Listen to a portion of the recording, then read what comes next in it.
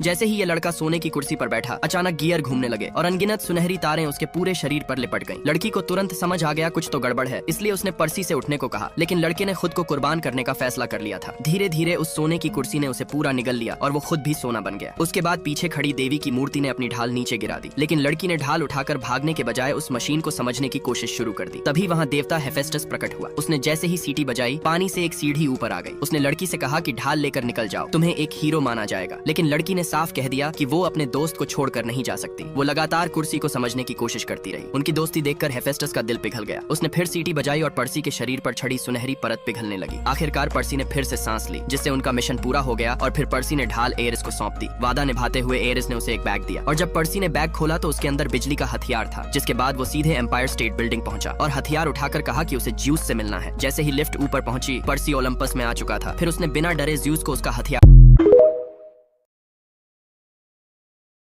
जैसे ही ये लड़का सोने की कुर्सी पर बैठा, अचानक गियर घूमने लगे और अनगिनत सुनहरी तारें उसके पूरे शरीर पर लिपट गईं। लड़की को तुरंत समझ आ गया कुछ तो गड़बड़ है, इसलिए उसने पर्सी से उठने को कहा, लेकिन लड़के ने खुद को कुर्बान करने का फैसला कर लिया था। धीरे धीरे उस सोने की कुर्सी ने उसे पूरा निगल लिया और वो खुद भी सोना बन गया। उसके बाद पीछे खड़ी देवी की मूर्ति ने अपनी ढाल नीचे गिरा दी, लेकिन लड़की ने ढाल उठाकर भागने के बजाय उस मशीन को समझने की कोशिश शुरू कर दी। तभी वहाँ देवता हेफेस्टस प्रकट हुआ। उसने जैसे ही सीटी बजाई, पानी से एक सीढ़ी ऊपर आ गई। उसने लड़की से कहा कि ढाल लेकर निकल जाओ, तुम्हें एक हीरो माना जाएगा। लेकिन लड़की ने साफ कह दिया कि वो अपने दोस्त को छोड़कर नहीं जा सकती। वो लगातार कुर्सी को समझने की कोशिश करती रही। उनकी दोस्ती देखकर हेफेस्टस का दिल पिघल गया। उसने फिर सीटी बजाई और पर्सी के शरीर पर छड़ी सुनहरी परत पिघलने लगी। आखिरकार पर्सी ने फिर से सांस ली, जिससे उनका मिशन पूरा हो गया और फिर पर्सी ने ढाल एरिस को सौंप दी। वादा निभाते हुए एरिस ने उसे एक बैग दिया और जब पर्सी ने बैग खोला तो उसके अंदर बिजली का हथियार था। जिसके बाद वो सीधे एम्पायर स्टेट बिल्डिंग पहुंचा और हथियार उठाकर कहा कि उसे ज्यूस से मिलना है। जैसे ही लिफ्ट ऊपर पहुंची, पर्सी ओलंपस में आ चुका था। फिर उसने बिना डरे ज्यूस को उसका हथियार